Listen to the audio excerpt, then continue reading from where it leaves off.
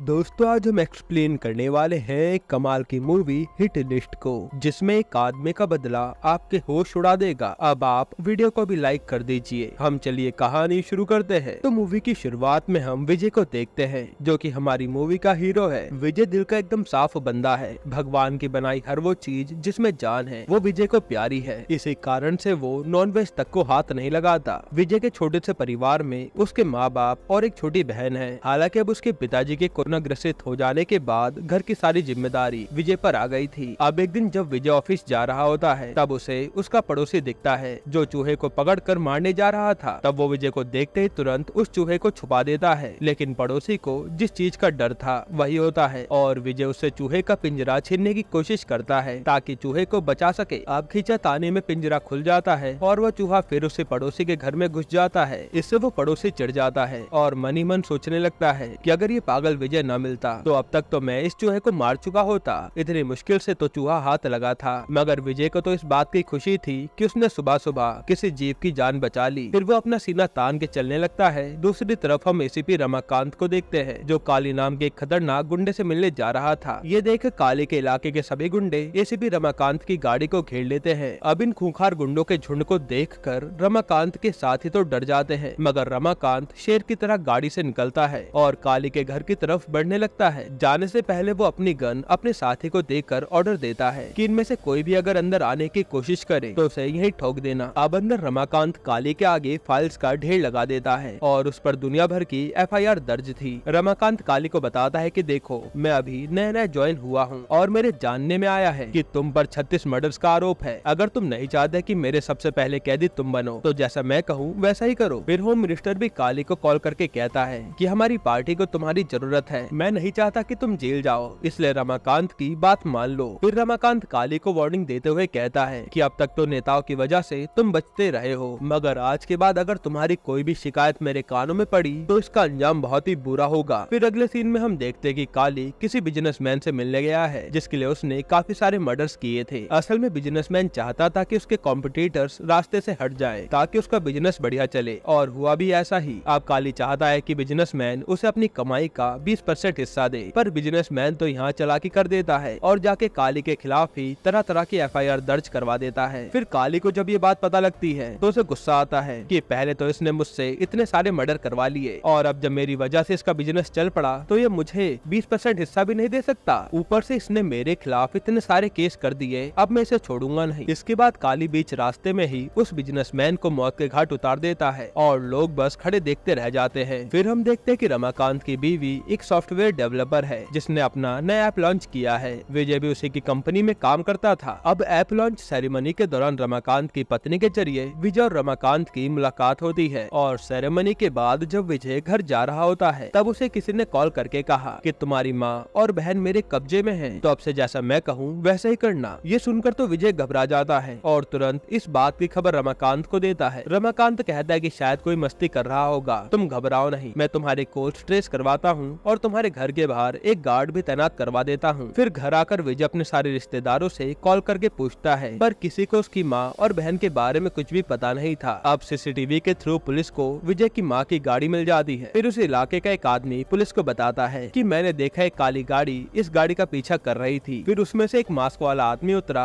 और इसमें से एक औरत और उसकी बेटी को पकड़ ले गया। ये सुनकर पुलिस उस काली गाड़ी को ट्रैक करने का प्लान बनाने लगती है। रमाकांत कहता है जितनी देर पहले किडनैपिंग हुई है उसके मुताबिक तो ये गाड़ी अभी केवल 20 किलोमीटर से ज्यादा दूर नहीं गई होगी। यहाँ रमाकांत को विजय पर भी शक था, तो वो उसके फोन में एक सीक्रेट ऐप इंस्टॉल कर देता है ताकि विजय की सारी एक्टिविटी की उसको खबर मिलती रहे। इसके बाद हम मास्क मैन को देखते हैं, जो विजय को कॉल करके एक वीडियो भेजता है और वीडियो में दिखाते हैं कि वही काली गाड़ी को बड़े से ट्रक में डालकर कपका शहर से बाहर भिजवा दिया गया है। इससे पुलिस को पता लग जाता है कि मास्क मैन तो उनसे भी एक कदम आगे है और तो और उसने वीपीएन से अपना लोकेशन भी बदल रखा है, जिससे पुलिस उसे कभी ट्रैक नहीं कर पाएगी। मास्क मैन विजय को कहता है कि देखो, मैं जैसा कहता हूँ वैसा करते जाओ, वरना जानते हो ना मैं तुम्हारी माँ और बहन का क्या करूँगा। तब विजय डर के मारे उसकी हाँ में हाँ मिलाने लगता है। वो पुलिस को भी इस बारे में ज्यादा कुछ नहीं बताता। फिर रमाकांत विजय की शर्ट पर हिडन कैमरा लगाकर उसे कहता है कि ये तुम्हारी सेफ्टी के लिए है ताकि हम तुम पर नजर रख सके। इसके अलावा कुछ पुलिस वाले भी विजय के घर के बाहर सिविल ड्रेस में पहरा देने लगते हैं। अब मास्क मैन फिर से विजय को कॉल करके कहता है कि तुम्हारे घर के पास जो चिकन की शॉप है वहाँ से एक चिकन लेकर आओ, मगर याद रहे मुर्गा जिंदा होना चाहिए। विजय को चिकन की दुकान में जाते ही उसकी बदबू से उल्टी आने लगती है, पर उसके पास और कोई चारा नहीं था, तो वो जिंदा मुर्गा पकड़ के घर ले आता है। फिर मास्क मैन कहता है, मैंने तुम्हारे लिए एक पार्सल भिजवाया है, उसे खोलो। उस पार्सल में से एक तेज धार वाला चाकू निकलता है, जिससे मास्क मैन विजय को मुर्गे की गर्दन उड़ाने को कहता है। अब आप तो जानते ही है कि विजय कितना शांति प्रिय इंसान है, वो तो एक मच्छर को भी ठीक से मार नहीं पाता, जिंदा मुर्गा काटना तो दूर की बात है। तब विजय मास्क मैन से कहता है कि तुम चाहो तो मेरे से पैसे ले लो और मैं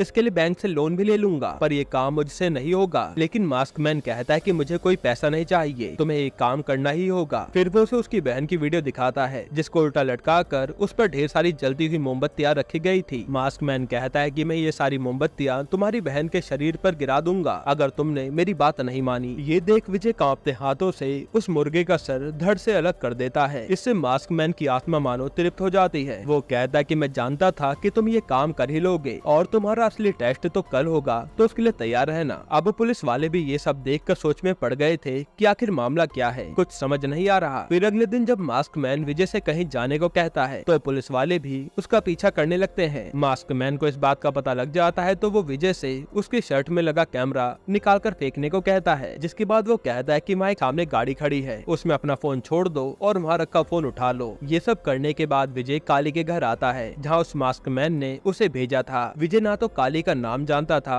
और ना ही ये कि वो एक शातिर क्रिमिनल है। फिर मास्क मैन विजय को ईयरबड्स के जरिए जैसे जैसे कहने को कहता है, विजय काली से वही कहता है। उसने काली से कहा कि मैं काली नाम के बंदे की तुम्हें सुपारी देने आया हूँ। तो काली सोचता है, बड़ा अजीब आदमी है, मेरे पास मेरी सुपारी देने आया है। तब काली अपने आदमियों से कहता है कि इसे पकड़ो और इतना मारो किसकी अकल ठिकाने आ जाए। और विजय मन में ही सोच रहा था कि ये मैं किस मुसीबत में फंस गया। तभी मास्क मैन को काली का वीडियो कॉल आता है। मास्क मैन ने काली के भाई को भी किडनैप करके किसी अलग कमरे में रखा था। उसने काली के भाई और विजय की माँ इन दोनों की बॉडी से कोई बॉम्ब जैसा सिस्टम अटैच किया था, जिसका एक बटन दबाते ही उनकी जान चली जाएगी। अब वो काली और विजय से कहता है कि मैं तुम दोनों का आमना सामना करवाना चाहता हूँ। अगर काली तुम जीते तो विजय की माँ खत्म, और अगर विजय जीता तो काली का भाई खत्म हो जाएगा। ये सुनकर काली और विजय दोनों के होश उड़ जाते हैं। फिर मास्क मैन के कहने पर सभी को कमरों से बाहर भेज दिया जाता है, सिवाय काली और विजय के। इसके बाद दोनों में जबरदस्त फाइट स्टार्ट होती है। अब दोस्तों विजय ठहरा एक आम लड़का, वही काली तो पहले से ही एक खतरनाक गुंडा था। वो विजय को उठा उठा के पटकने लगता है, लेकिन जब विजय को याद आता है कि उससे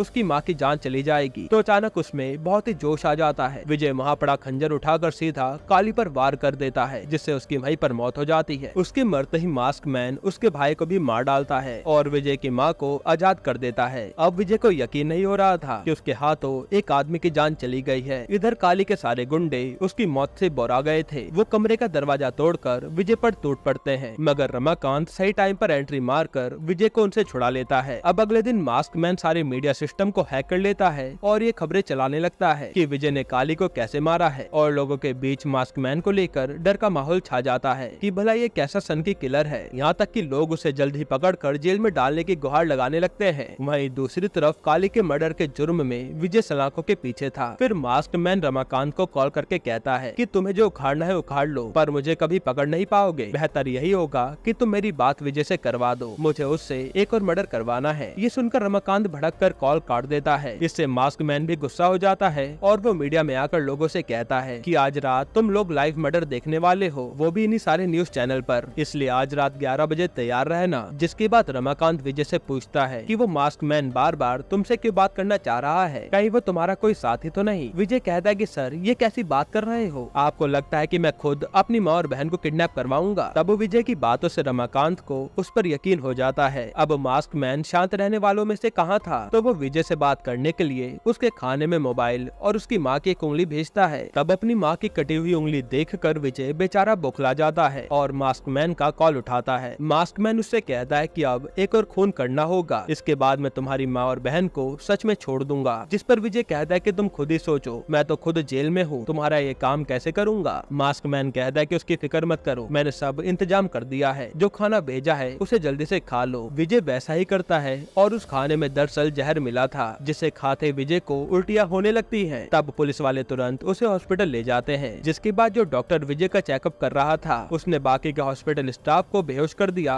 और विजय को लेकर फरार हो गया। अब ये खबर पता चलते ही पुलिस और भी ज्यादा चौकन्नी हो जाती है और और बड़ी बारीकी से मास्क मैन के सारे वीडियो कॉल्स की जांच करना शुरू कर देती है। तभी रमाकांत की नजर वीडियो में एक बोर्ड पर जाती है जिस पर फ्रोजन फैक्ट्री लिखा था, यानी वो जगह जहाँ बर्फ स्टोर की जाती है। तब रमाकांत अपनी टीम से कहता है कि 20 किलोमीटर के दरमियान जितनी भी बर्फ की फैक्ट्री है उनका पता करो। इधर जिस डॉक्टर ने विजय को भगाया था उसका नाम था राहुल। राहुल के बेटे को भी मास्क मैन ने किडनैप किया हुआ था और उसी ने उससे विजय को वहाँ लाने को कहा था। फिर जब दोनों मास्क मैन की बताई जगह पर पहुँचते हैं तो वो टीवी की मदद से उनसे बात करता है। साथ ही वो मीडिया में लाइव जाकर लोगों से कहता है कि स्वागत है आप सभी का मेरे शो पर, मैं आज आप लोगों को लाइव मर्डर दिखाऊंगा। तब राहुल और विजय पूछते हैं कि हमें मारने से पहले कम से कम ये तो बता दो आखिर हमारा कसूर क्या है। मास्क मैन कहता है कि जरूर, ना सिर्फ तुम बल्कि जितने भी लोग हमें लाइव देख रहे हैं वो भी इसका कारण जानना चाहते होंगे। फिर वो बताता है कि जब कोरोना के दौरान ऑक्सीजन सिलेंडर्स की कमी हो गई थी तब अनीता नाम की एक डॉक्टर ने इस पर वीडियो बनाई थी। उसने वीडियो को सोशल मीडिया पर अपलोड करके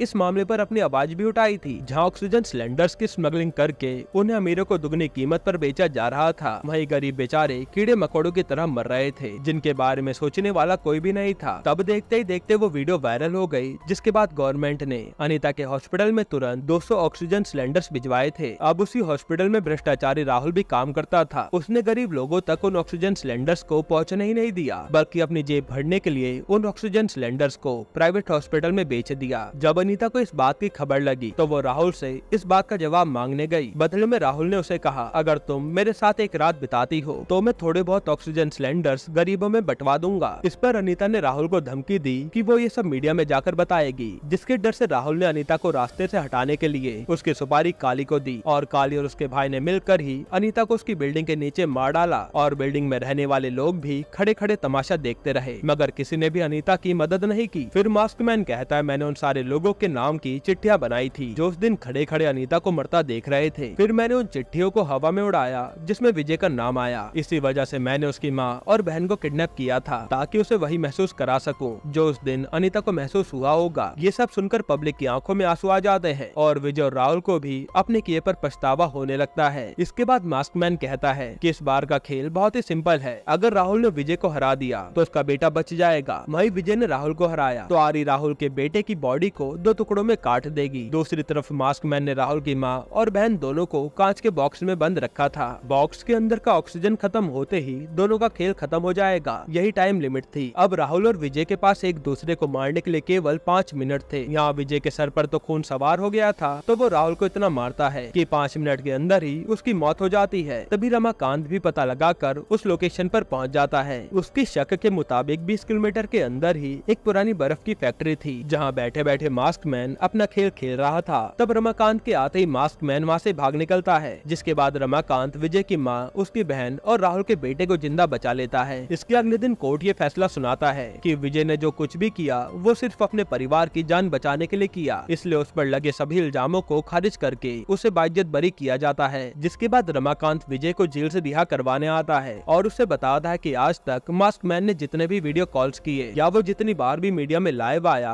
वो सभी तुम्हारे रिकॉर्ड किए हुए वीडियो थे ना, क्योंकि जब मैं फैक्ट्री में आया तभी उसकी लाइव वीडियो मीडिया में चल रही थी, जबकि वो तो पहले ही भाग चुका था। उसने तुम्हारी माँ और बहन को जिस कांच में रखा था उसका ऑक्सीजन लेवल भी ऐसे सेट किया था कि ऑक्सीजन खत्म होने पर भी उनकी जान ना जाए। रही बात राहुल के बेटे की, तो तुमने उस मैकेनिकल आरी के नीचे भी रोड लगाई थी, यानी चाहे जो भी जीतता वो ब्लेड राहुल के बेटे को नहीं काटती। फिर वो कहता है कि तुम्हारी माँ की कटी हुई उंगली की रिपोर्ट आ गई है, जिससे हमें पता लगा कि उंगली को काटने से पहले उसे इंजेक्शन देकर सुन्न किया गया था, फिर बड़ी सावधानी के साथ उंगली को काटा गया। ऐसा तो सिर्फ उनका कोई करीबी ही कर सकता है जो ना चाहता हो कि उनको जरा सी भी तकलीफ हो, यानी वो इंसान तुम ही थे, है ना। साथ ही वो कहता है कि मास्क मैन हमेशा ये बात कहता था कि कर्मा घूम फिर कर हमेशा वापस आता है। यही लाइन सेम तुम भी अक्सर कहा करते थे, क्यों? ये बात साफ है कि मास्क मैन तुम ही हो। क्या मस्त प्लान बनाया है दोस्त, अपने दुश्मनों को सजा भी दे दी और जनता की नजरों में हीरो भी बन गए। ये सुनकर विजय भी हैरान हो जाता है और आखिर उसे कबूल करना पड़ता है कि हाँ वही मास्क मैन है। विजय कहता है कि मैंने ही अपनी माँ